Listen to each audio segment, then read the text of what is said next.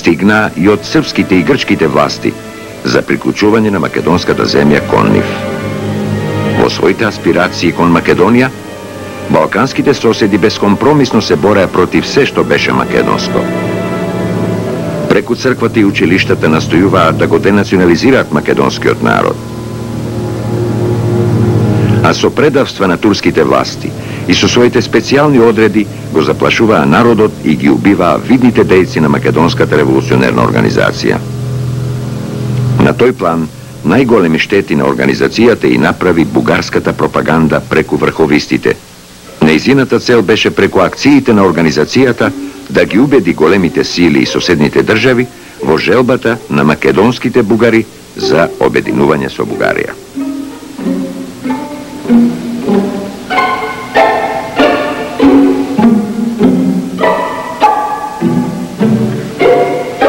По неуспехот на Илинденското востание, највисокиот израз на македонскиот идеал за слобода, соседите ќе побрзаат со своите договарања околу Македонија, за да не дојде до повторен обид на македонското ослободително движење за извојување слобода. Затоа следниот обид за трасирање поделба на Македонија меѓу Србија и Бугарија беше направен веднаш во следната 1904 година. Со договорот што беше потпишан, двете земји се согласиле да се противат на секаква непријателска акција, изолирана окупација и распарчување на Македонија. Во преговорите Србија се застапуваше за делење на Македонија, а Бугарија да и се даде автономија, сметајки дека потоа би дошло до обединување со Бугарија.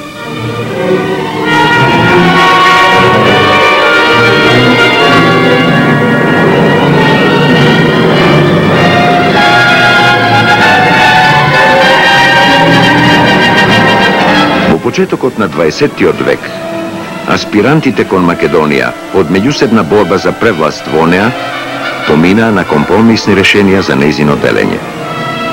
Надевајки се на излез на Јадранското море преку Албанија, Србија им го препушташе поголемиот дел од Македонија на Бугарија и на Грција.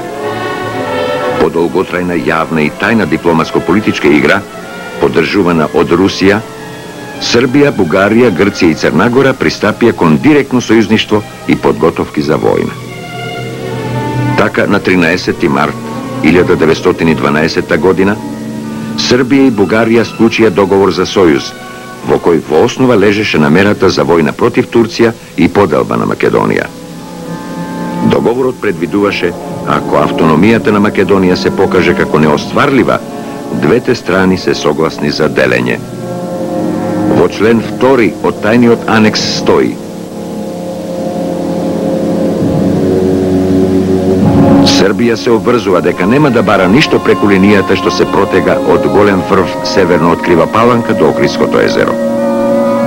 Бугарија од своја страна дава согласност на ова, ако рускиот цар се изјасни за таа линија.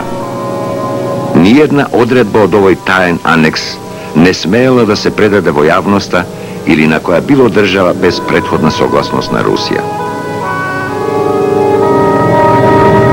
Во време на создавањето на Сојузот, председателот на српската влада Милован Миловановиќ, за да и даде на знаење на бугарската страна дека нема да прави остапки од своите барања во Македонија, изјавил: Ние сме готови на се и ќе влеземе во секаква комбинација со Бога или со ѓаволот, ако притреба да го спречиме решавањето на македонското прашање на штета на нашите животни интереси, без чие завладување при денешниве балкански прилики за Србија навистина не може да има живот.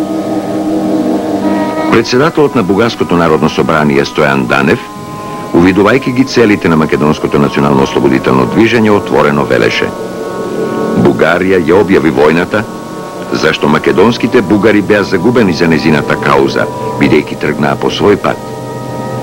Ваквите изјави јасно покажуваат дека Македонија беше само објект на завладување и поделба, наспроти упорниот стремеж на македонскиот народ да остане единствен и неразделен.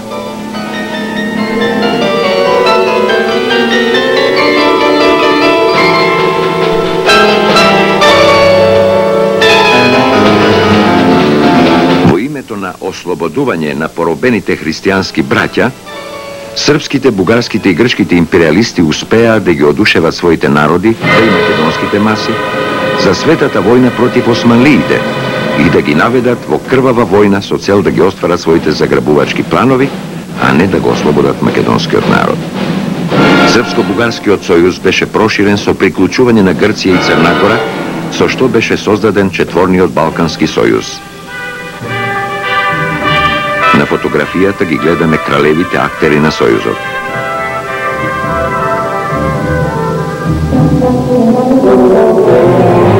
Следуваше психолошко-пропагандна дејност против Турција и провокативни атентати од страна на врховистите, во кои страдаше само македонското население.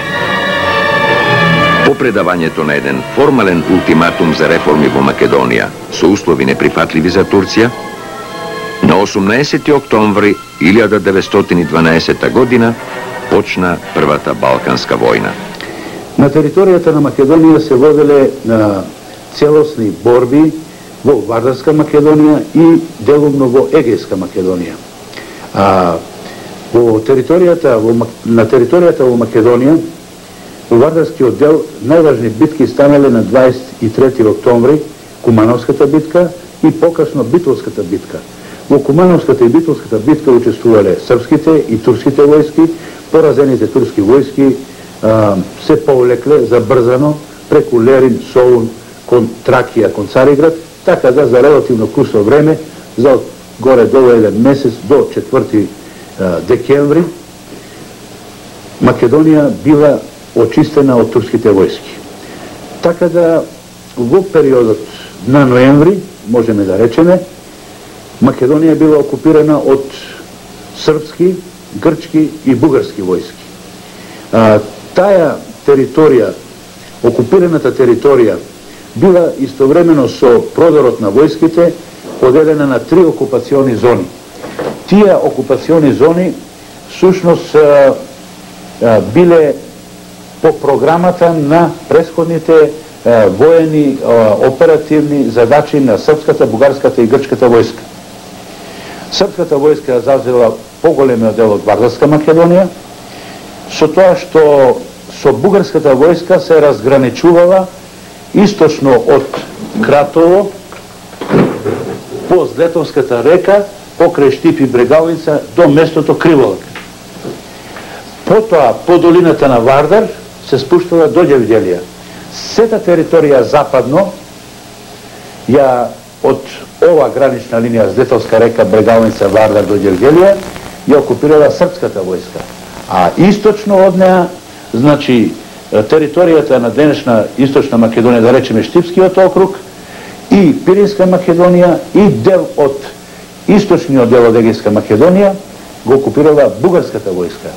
А јужно од Ѓевѓелија и Лерин, и западно од Нигрита и од Гуменџе, ги окупирале, македонски територии ги окупирала грчката војска.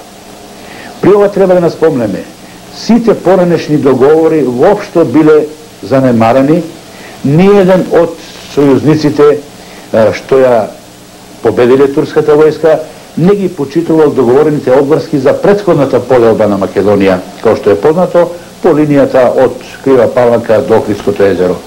Секој брзал да заземе што се може поголема територија од Македонија,